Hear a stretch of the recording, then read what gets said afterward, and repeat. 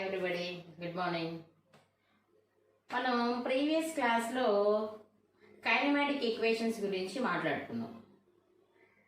ఏదైనా ఒక బాడీ అనేది యూనిఫామ్ యాక్సలరేషన్తో మూవ్ అవుతూ ఉన్నప్పుడు దాని కైనమాటిక్ ఈక్వేషన్స్ ఎలా ఉంటాయి, అవి ఫ్రీలీ ఫాలింగ్ బాడీ తీసుకుంటే ఎలా ఉంటాయి, వర్టికల్లీ ప్రొజెక్టెడ్ బాడీ తీసుకుంటే ఎలా ఉంటాయి అన్నది మనం ప్రీవియస్ క్లాస్లో డిస్కస్ చేసాం. అయితే ప్రజెంట్ ఈరోజు టాపిక్ ఏంటంటే మనం ఈ కైనమాటిక్ ఈక్వేషన్స్ని గ్రాఫికల్ మెథడ్ ద్వారా ప్రూవ్ చేయొచ్చు. కైనమాటిక్ ఈక్వేషన్స్ అంటే v is equal to u plus at, s is equal to ut plus half at square, v square minus e square is equal to as, ఇలా equations చెప్పుకున్నాం కదా. So ఆ ఈక్వేషన్స్ని graphical method use చేసుకొని graph ద్వారా ఆ ఈక్వేషన్స్ని మనం derive చేయొచ్చు. అయితే మనకి ఏంటంటే ఎక్కువగా ఎగ్జామ్లో అడిగేది s is equal to ut plus half at square, s is equal to ut plus half at square. Derive the equation s is equal to ut plus half at square by using graphical method అంటాడు. 4 marks question అనమాట. Most in a straight line లో మనకి first 4 marks question, important 4 marks question ఏంటంటే derive the equation s is equal to ut plus half at square by using graphical method అంటాడు. అప్పుడు మనం graph ఒకటి draw చేసి ఆ గ్రాఫ్ ద్వారా ఆ ఈక్వేషన్ని మనం ప్రూవ్ చేయాలి. అయితే ఒక్కొక్కసారి ఏమంటాడంటే x is equal to v naught t plus half at square అని కూడా అడుగుతాడు.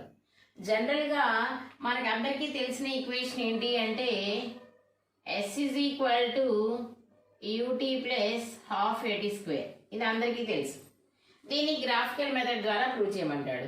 సో దీన్ని వేరేగా ఎలా అడుగుతాడంటే క్వశ్చన్ అడిగినప్పుడు x is equal to v naught t plus half at square అంటాడు. x is equal to v naught t plus half at square, రెండు ఒకటేనమ్మా, difference ఏం లేదు. మనం ఇక్కడ డిస్ప్లేస్మెంట్ అంటే s తీసుకున్నాం, ఇక్కడ డిస్ప్లేస్మెంట్ అంటే x తీసుకున్నాం. నెక్స్ట్ ఇక్కడ ఇనీషియల్ వెలాసిటీ u అనుకున్నాం, ఇక్కడ ఇనీషియల్ వెలాసిటీ v నాట్ అనుకున్నాం, అంతే డిఫరెన్స్. మనం క్వశ్చన్ ఆన్సర్ చెప్పుకునేటప్పుడు ఈ లెటర్స్ మార్చుకుంటే సరిపోతుంది, లేదా డెరివేషన్ మొత్తం చేసేసి చివరిలో దీన్ని కన్సిడర్ చేసుకొని రాస్తే సరిపోతుంది. అది వేరు ఇది వేరు అనుకోవద్దు, రెండు సేమ్ అన్నమాట.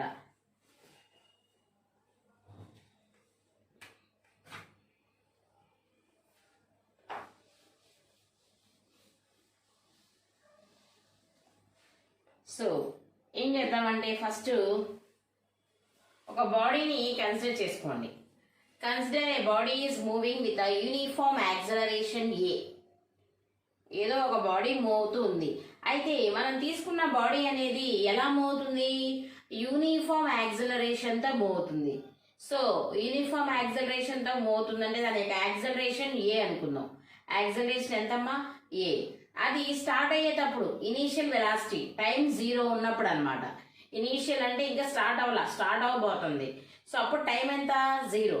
Initial at time t is equal to 0, the initial velocity of the body is u అనుకుందాం. Initial velocity of the body ఎంతమ్మా? u. Initial velocity of the body v. After some time t time travel చేస్తుంది. After some time t the final velocity of the body is v. The final velocity of the body is v. ఇప్పుడు మనం ఏం చేద్దామంటే అప్పుడు body అనేది కొంత displacement చేస్తుంది. Time 0 ఉన్నప్పుడు దానికి ఇనీషియల్ వెలాసిటీ u, కొంత డిస్టెన్స్ ట్రావెల్ చేసింది. తర్వాత ఏమైంది? టైం t అయింది, కొంత వెలాసిటీ ఫైనల్ వెలాసిటీ వచ్చింది, అంటే ఈ మధ్యలో కొంత డిస్ప్లేస్మెంట్ చేసిందిగా. సో ఇప్పుడు ఆ డిస్ప్లేస్మెంట్కి మనం ఈక్వేషన్ ఫైండ్ అవుట్ చేయాలి. సో డిస్ప్లేస్మెంట్కి ఈక్వేషన్ ఫైండ్ అవుట్ చేయడానికి నేనేం చేస్తున్నానంటే మనం ఇనీషియల్ వెలాసిటీని స్టార్టింగ్ నుంచే మార్చేసుకున్నాం, తర్వాత ఇబ్బంది పడకుండా. స్టార్టింగ్ డిస్ప్లేస్మెంట్ అంటే జనరల్గా ఎస్ కదా, దాన్ని ఎక్స్ అనుకుందాం. The displacement of the body is S, కానీ మనం ఏమనుకుందాం? ఎక్స్ అనుకుందాం. Displacement of the body is X. Initial velocity of the body is V naught. Initial velocity of the body is V naught అనుకుందాం. ఓకేనమ్మా? ఒకసారి చూడండి, మనం ఏం చేద్దామంటే first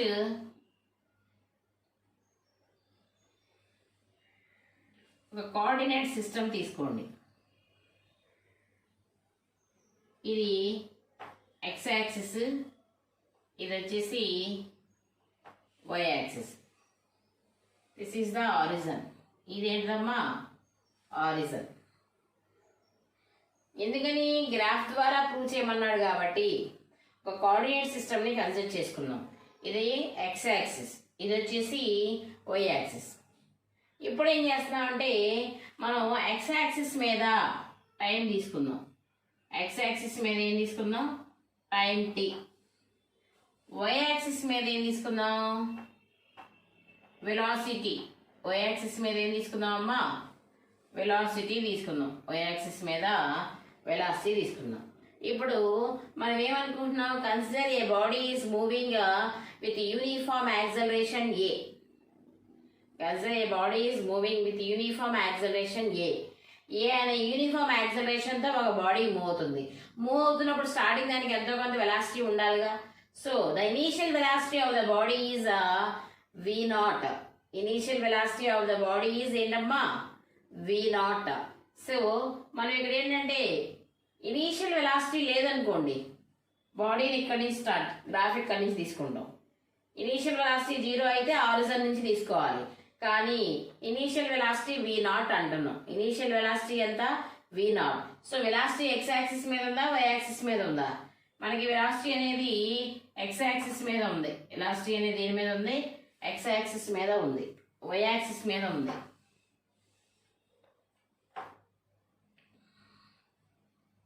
this is velocity, this is time కదా. సో మనం ఇక్కడ గ్రాఫ్ డ్రా చేసేటప్పుడు ఇక్కడ నుంచి స్టార్ట్ చేయం. ఆరిజిన్ నుంచి ఎందుకు స్టార్ట్ చేయం? ఎందుకంటే బాడీకి సర్టెన్ వెలాసిటీ ఉంది. వెలాసిటీ లేకపోతే వెలాసిటీ 0 కాబట్టి ఆరిజిన్ నుంచి నువ్వు స్టార్ట్ చేస్తావు. సర్టెన్ వెలాసిటీ ఉంది. ఎంత వెలాసిటీ ఉంది? వి నాట్ వెలాసిటీ ఉంది. బాడీకి ఎంత వెలాసిటీ ఉందమ్మా? వి నాట్ వెలాసిటీ ఉంది. సో వి నాట్ అనే వెలాసిటీ ఉంది కాబట్టి ఇక్కడ ఎక్కడో ఏ అనే పాయింట్ దగ్గర బాడీ స్టార్ట్ అయింది. ఎక్కడ స్టార్ట్ అయింది బాడీ? ఏ అనే పాయింట్ దగ్గర బాడీ స్టార్ట్ అయింది. బాడీ స్టార్ట్ అయ్యి ఏమవుతుంది? ఇక్కడ టైం ఎంత? అప్పుడు 0. టైం ఎంత? 0. ఏ దగ్గర స్టార్ట్ అయిన బాడీ ఇలా ట్రావెల్ చేస్తూ వెళ్ళింది. ఎక్కడికో బి అనే పాయింట్కి వెళ్ళింది. ఒకసారి మళ్ళీ చూడండిరా. మనం గ్రాఫ్ డ్రా చేసేటప్పుడు initial velocity of the body is V naught. Final velocity of the body is V. Body is V. జనరల్గా మీరు ఇనీషియల్ వెలాసిటీ అంటే యూ అనుకుంటాం. కాకపోతే మనం ఇక్కడ యూ బదులు వి నాట్ తీసుకున్నాం, గుర్తుపెట్టుకోండి. సో బాడీకి ఉన్న ఇనీషియల్ వెలాసిటీ ఎంతమ్మా? వి నాట్.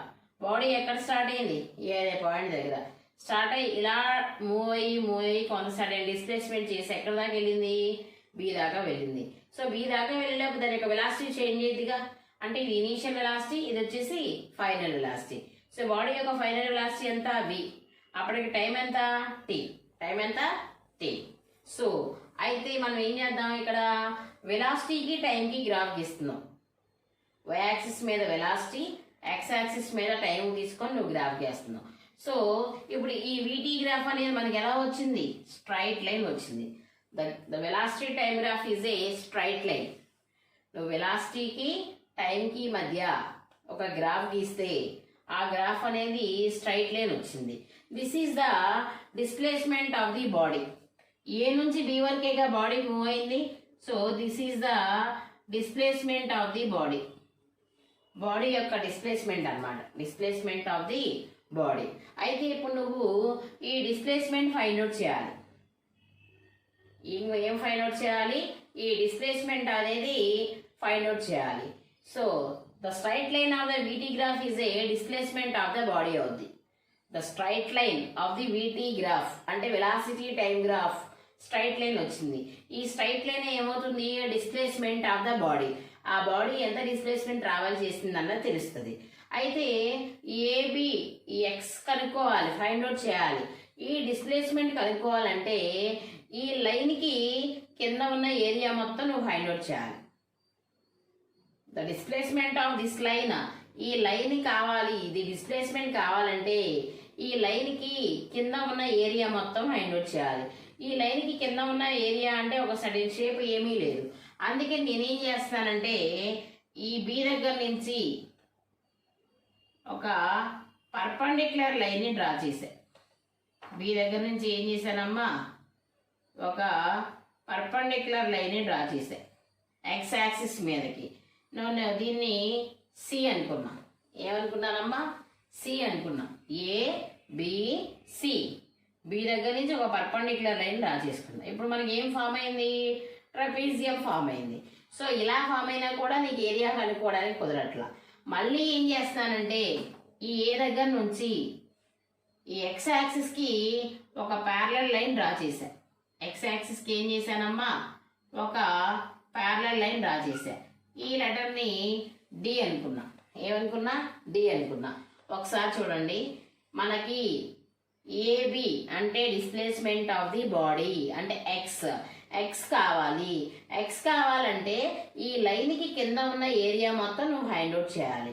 సో ఏరియా మొత్తం ఫైండ్ అవుట్ చేయడానికి మనం చేసిన అసంప్షన్ ఏంటి అంటే బి దగ్గర నుంచి ఎక్స్ యాక్సిస్ మీదకి ఒక పర్పెండిక్యులర్ లైన్ డ్రా చేశాను. అప్పుడు నీకు ఒక ట్రెపీజియం ఫామ్ అయింది. So area of the trapezium find out చేయడం కూడా కష్టం. అందుకని మళ్ళీ ఏం చేస్తున్నా, ఏ నుంచి ఒక ప్యారలల్ లైన్ డ్రా చేశా. ఎక్స్ యాక్సిస్కి ఏ నుంచి ఒక ప్యారలల్ లైన్ డ్రా చేశా. ఈ పాయింట్ని డి అనుకున్నా. సో ఇప్పుడు ఇక్కడ నుంచి ఇక్కడ వరకు ఎంత టైం కాబట్టి ఇది దీనికి ప్యారలల్గా ఉంది కాబట్టి ఇది కూడా ఏమవుతుందమ్మా, టైం టీ. ఇది కూడా ఏమవుతుంది, టైమ్ టీ. ఇప్పుడు మనం ఈ గ్రాఫ్ని అబ్జర్వ్ చేస్తే నువ్వు ఫైండ్ అవుట్ చేయాల్సింది X, AB displacement find out చేయాలి. దీనికి కింద ఉన్న ఏరియా అబ్జర్వ్ చేస్తే మనకి ఇక్కడ 2 షేప్స్ కనిపిస్తున్నాయి. 2 షేప్స్ ఏంటి అంటే ఒకటి ట్రయాంగిల్, ఇంకొకటి రెక్టాంగిల్. ఒక ట్రయాంగిల్ ఒక రెక్టాంగిల్ కనిపిస్తుంది. సో నీకు డిస్ప్లేస్మెంట్ కావాలంటే ఏం చేయొచ్చు, area of the rectangle plus area of the triangle. Area of the rectangle plus area of the triangle. So అవి రెండు ఫైండ్ అవుట్ చేసాం అనుకోండి, మీకు ఈజీగా ఎక్స్ వాల్యూ అనేది వస్తుంది. సో మనం ఇక్కడ ఒక ఫార్ములా రాసుకుందాం. ఏంటంటే నీకు ఎక్స్ వాల్యూ కావాలి. So X value means displacement. X value అంటే ఏంటమ్మా, ఇక్కడ డిస్ప్లేస్మెంట్ ఎక్స్. డిస్ప్లేస్మెంట్ ఎక్స్ కావాలంటే ఏం చేయాలి, X is equal to area of rectangle. నేను ప్లేస్ సరిపోవటం అందుకని సింబల్ వేసాను. ఏరియా ఆఫ్ ద రెక్టాంగిల్ ఏంటిది, OADC. Area of the rectangle OADC plus area of the triangle.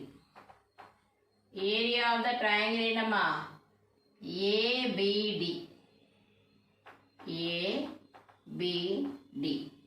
ఒకసారి మళ్ళీ చూడండి, నీకు కావాల్సింది ఏంటంటే డిస్ప్లేస్మెంట్ ఎక్స్ కావాలి. డిస్ప్లేస్మెంట్ ఎక్స్ కావాలి. So displacement X is equal to formula ఏంటి, area of the rectangle plus area of the triangle. Area of the rectangle plus area of the triangle. So displacement ఎంత, X. X is equal to area of the rectangle. Area of the rectangle formula ఏంటి, length into breadth. Formula ఏంటమ్మా, length into breadth. Length into breadth.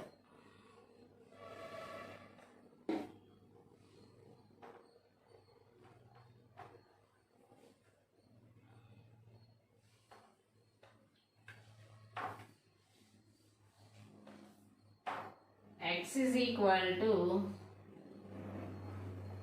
length into breadth. Length into breadth, area of the rectangle plus area of the triangle ante half into base into height. Half into base into height. Half into base into height. గుర్తుపెట్టుకోవాలి ఈ first 2 formulas. Displacement X కావాలంటే area of the triangle OADC plus area of the rectangle ABD.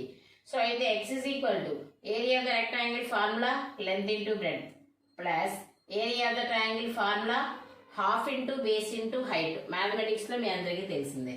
ఇప్పుడు x is equal to length. ఇది rectangle కదమ్మా.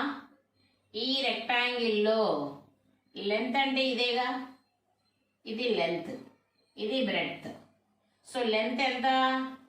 OC. Breadth ఎంత? OA. కాబట్టి OC into OA. Length ఎంత అంటే OC, breadth OA. So OC into OA plus half into base. ఇప్పుడు triangle తీసుకుంటున్నా. ఈ ట్రయాంగిల్లో బేస్ ఎంత? ఏడీనేగా బేస్ అంటే. కాబట్టి half into AD into height. Height ఎంతమ్మా? బీడి. హైట్ ఎంత? బీడి. అయితే ఇక్కడ ఒకసారి డయాగ్రామ్ చూడండి. ఇది V0 అయితే ఇది కూడా ఏమవుతుంది? V0 అవుతుంది. ఎందుకని? ఈ సైడ్ ఈక్వల్ కదా. సో ఇది V0 అయితే ఇది కూడా V0 అవుతుంది. సో మనకి టోటల్ వెలాసిటీ ఎంత అంటే V.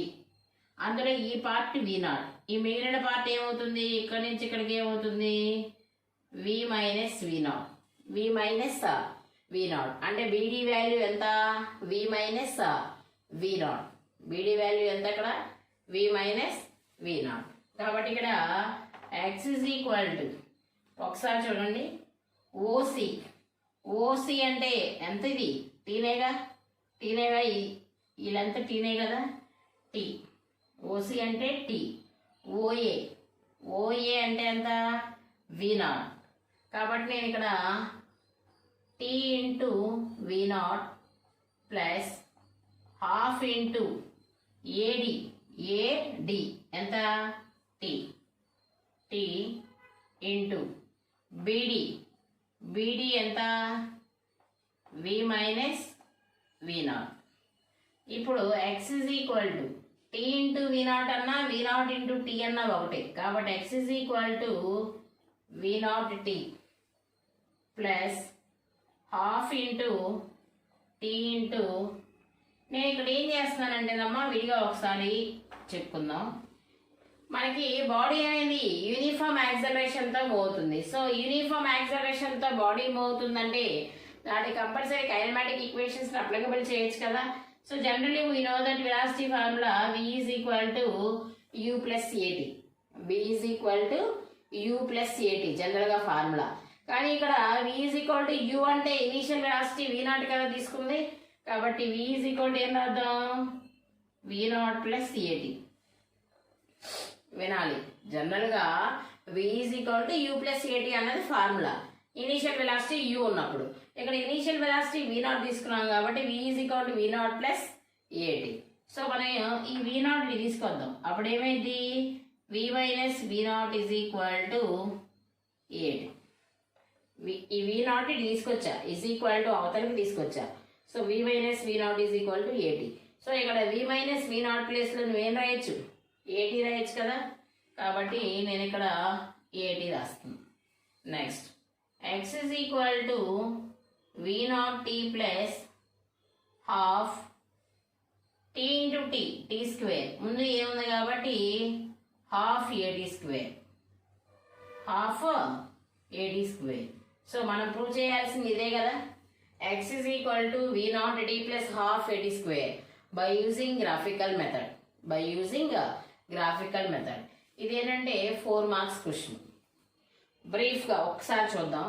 ఫస్ట్ ఏం చేస్తున్నామంటే వెలాసిటీకి టైంకి గ్రాఫ్ గీద్దాం. వెలాసిటీ టైం అంటే x యాక్సిస్ మీద టైము, y యాక్సిస్ మీద వెలాసిటీ తీసుకున్నా. నేను తీసుకున్నప్పుడు ఒక బాడీ అనేది యూనిఫామ్ యాక్సలరేషన్తో మూవ్ అవుతుంది. దాని యొక్క initial velocity V0, final velocity V అనుకుందాం.